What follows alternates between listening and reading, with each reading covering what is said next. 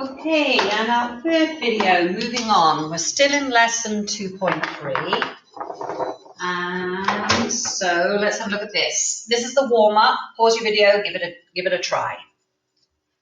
So this one we have to use long division, not just because they told us, but because we've got this irreducible quadratic. This doesn't even have real roots. So to divide it out, we've got to do x squared plus 1 into, look for any missing terms. I've got x cubed, x squared, x to the 1. Yeah, I haven't got any missing. So 2x cubed plus 5x squared minus 3x plus 6. So divide 2x cubed by x squared, dividing this by this, I get 2x, multiply it back, 2x cubed, 2x times, I've multiplied, oh, I missed something. What did I miss here? Look what I missed, oh, sorry. What did I miss here? I missed that this was actually, okay, this is going to be bad, x squared plus no x's plus 1. Ooh, okay. So multiply it back to that. So I've got plus nothing here and 2x times plus 1. So I've done that. Now I'm doing this. This gives me plus 2x. Remember that we're actually going to subtract all this. So flip everything. Nothing. 5x squared minus 5x. Bring down your next one, plus 6, and go through it again. 5x squared divided by x squared gives me plus 5. Multiply that back. 5x squared plus no x's plus 5. You're multiplying back. And remember, we've got to subtract all of that. So flip them. Flip, flip, flip. And we get nothing minus 5x plus 1. So that can't be divided by x squared. So that is a remainder. That's our remainder. So we now need to add that on to our quotient as a fraction. Our remainder, minus 5x plus 1, goes in the numerator, and what we were trying to divide by, you can miss out this 0 term now, was just x squared plus 1. So we've just found out that you cannot, this is not a factor of that polynomial. Let's move on. So what we're going to do now is we are going to find out whether x plus 7 is a factor of this. If it is, then when I divide this by x plus 7, the remainder should be 0.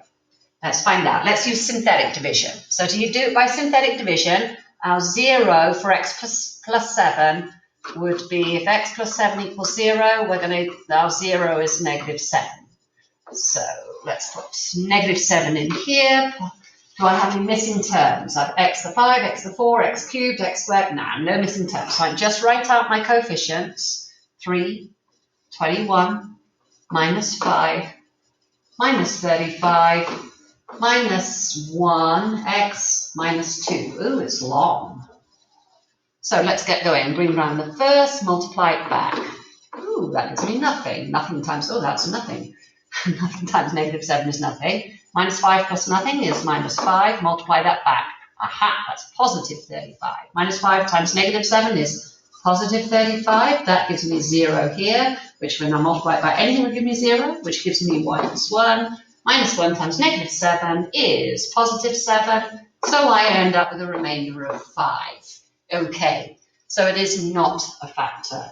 X plus 7 is not a factor. When I do the division, the remainder is 5. If it was 0, it would have been a factor. But the remainder is not 0. Now, find your function of negative 7. Shall I be really nice and tell you what the function of negative 7 equals? It equals 5. A reminder from what I got you to write down the first day, the remainder theorem. Okay?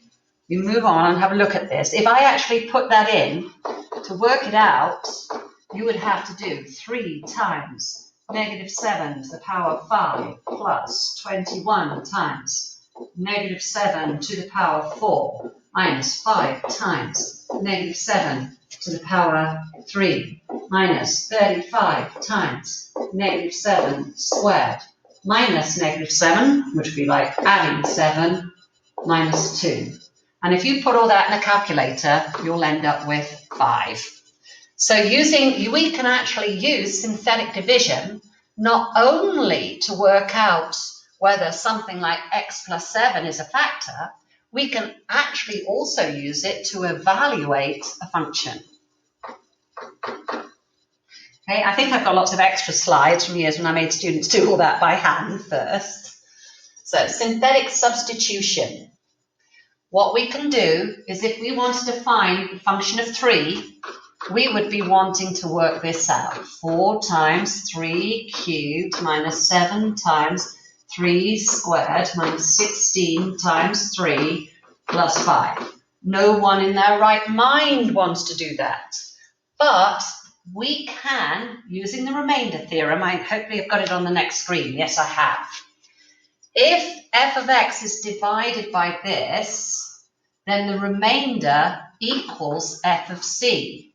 So if we can go backwards, if I want to find a function of c, if I want to evaluate, all I have to do is get my polynomial and divide it by x minus c. And I can do that by synthetic division. So let's go back to this problem and plug this in. I'm not going to do it this way, that's far too much work. All I'm going to do is I'm going to use synthetic substitution. This is my 0. My 0 is x equals 3. I'm doing the equivalent of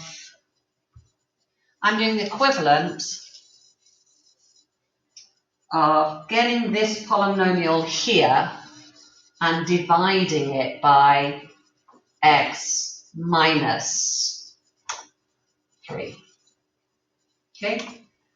So, what I do is I put the 0 outside the box, write down the coefficients. I've got 4, minus 7, minus 16. Have I already done this one? Looks familiar.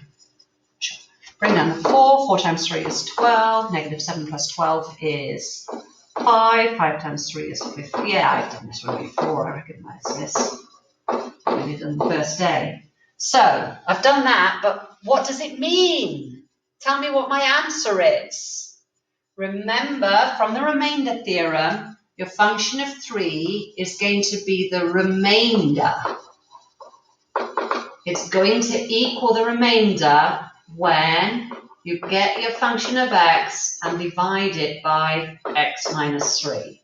So my answer for this, if I was asked to evaluate, which we were, evaluate our function of 3, our answer is simply our remainder. That's so much easier than plugging it all in. Okay, so here's your remainder theorem, and it goes hand in hand with something called the factor theorem. And the factor theorem simply says that when a polynomial has a factor x minus a, if and only if, when you plug the 0a in, your answer is 0. It's saying when the remainder is 0, then you know you found a factor. So let's try something else. Okay, we've done that one. Oh no, it said skip. Where does that say skip? Oh, it's from a previous year. Oh, okay, we've skipped it. Are all my answers going to be on here? No. Okay. Right, this is a very good problem. Show that x plus 1 and x minus 2 are factors. Show that. You know they're going to be factors. Now, there's 2 ways to do this problem. They're going to be factors if when you divide them out, your remainder is 0. You can do this the long, hard way, which leaves you in a useless position to move on and factor it completely. Or you can be sensible about what you're doing. So if this is a factor and this is a factor, if I divide this one out, what's left over, this will be a fact of what's left over. Do not, when you're doing this problem, do not divide your initial problem by x plus 1, get a remainder of 0, and then start from the beginning again and divide by x. Oh, good grief. And divide by x minus 2. Don't do that. What we're going to do is we're first going to divide out one of them. So we're going to get this, and we're going to divide it by x plus 1. And then we're going to get the quotient, what's left over, and we're going to divide it by x minus 2. So we're going to use synthetic division because none of these have x squared. None of these are squared there or there. So we can use synthetic division. The 0 for this one is going to be x equals minus 1. The 0 for this one is going to be x equals 2. And we're going to do one lot of synthetic division with negative 1 out here. We're hopefully going to end up with a remainder of 0 at the end. Well, let's write down our coefficients first. x4, x cubed, x squared, x minus 18, nothing's missing. 2, 7, minus 4, minus 27, minus 18, oh, it's long again. And then we're hoping that this is 0. It better be, because that's going to show that this one here was a factor. And then what's left over, we're just going to stair-step down, and we're going to divide out our second factor. And this one better end up with a remainder of 0. So that's how I'm going to lay out my work. Let's get going. So first, that's a mess. Can't do it like that. Okay, I don't like my layout there. Can't bring that down. There's something in the way. So let's see what it looks like. But that's basically what we're going to do. Sorry about that. You've probably written all over your paper and you wished you hadn't. Okay, bring down the 2. Okay, this is what it's going to look like. It's a while since I've done that. We're going to put this 2. Well, the next time we do it, we're going to put that there. I'm going to divide out. This is the factor x plus 1, and this is the factor x minus 2 coming out. So bring down the 2. 2 times minus 1 gives me negative 2. 7 plus negative 2 gives me 5. 5 times minus 1 is minus 5. That gives me minus 9. That gives me plus 9, which gives me 27. Minus 27 plus 9 gives me negative 18. Multiply that by a negative 1. I'm multiplying this by this. Negative 18 times negative 1 gives me positive 18. And yay! Hooray! That's 0. I wanted that to be 0. So I have just shown because the remainder equals 0, we've just worked out that x equals minus 1 is a 0, and that x plus 1 is a factor. Okay? So we've worked out this. Do not start the problem. Do not start the problem again and now divide by. Do not start the problem again and now divide by x minus 2. That would be silly. You'd do more work and you'd end up with something that you couldn't factor at the end. Don't do it. Carry on from this point onwards, going down. So we're going to get this quotient. This quotient represents 2x cubed plus 5x squared minus 9x minus 18. And I can just divide out x minus 2 from that by using synthetic division. So bring down... Bring down the 2. 2 times 2 is 4. Add those together, 9. 9 times 2 is 18. Add these together. Minus 9 plus 18 is 9. Multiply this by this, and we get 18. Add these 2 together, and we get 0. Hooray! That was the last line, because this had finished from the previous problem. We finished there. So this remainder is 0.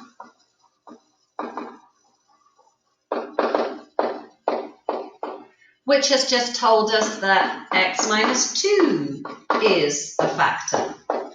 Now, go back and look at the problem and see what we still have to do. It said, Show that x plus 1 is a factor. We've done that. Show that x minus 2 is a factor. We've done that. We've shown they're both factors. Then factor completely. So we've taken this. We've divided out x plus 1. We got this answer that was 2x cubed plus 5x squared. I'm looking here. Minus 9x minus 18. And then I got that, and I moved on, and I divided that by x minus 2, and I ended up with this answer down here. So what's my answer down here represent? This was x to the 4, this was x cubed, so this must be x squared. 2x squared plus 9x plus 9, and I have to factor that. Ugh. That's not going to be that bad. Let's try. I'll try reverse FOIL. I prefer reverse FOIL. 2x squared must come from 2x and x. I'm looking for factors of 9, which could be 1 and 9, or 3 and 3, that have got a sum of 9.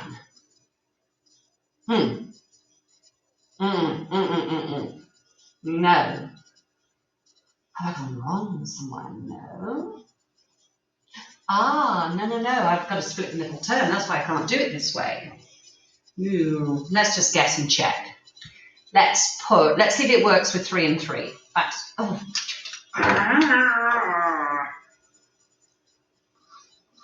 Let's guess and check. Let's put 3 there and 3 there. Let's just go for that one. Does that work? That would give me 3x. That would give me 6. Yay! There we go. Brilliant. You've got it. So this must be sum. They're both positive. Let's put positive in front there. Just check it. Come on. Check it with FOIL. We've got 2x times x. Our first is 2x squared. Our outer is 2x times 3, which is 6x. Our inner is 3 times x, so we've got plus 3x. And our last is plus 3 times plus 3, which is plus 9. So yeah, that's 2x squared plus 9x plus 9. Okay? So that's factoring the quotient. Go back, check your problem. Then factor it completely. Well, we found all the factors, but look at our work. Nowhere have we written them all together. So our function of x in fully factored form is going to be the two factors they gave us, which were x plus 1 times x minus 1, and then these last two factors, 2x plus 3, x plus 3. Putting them all together like that's super important. You've got to give me something at the end that is f of x fully factored. Please don't just find all the factors and then leave them dotted around your page. Put them all together like that at the end. Okay?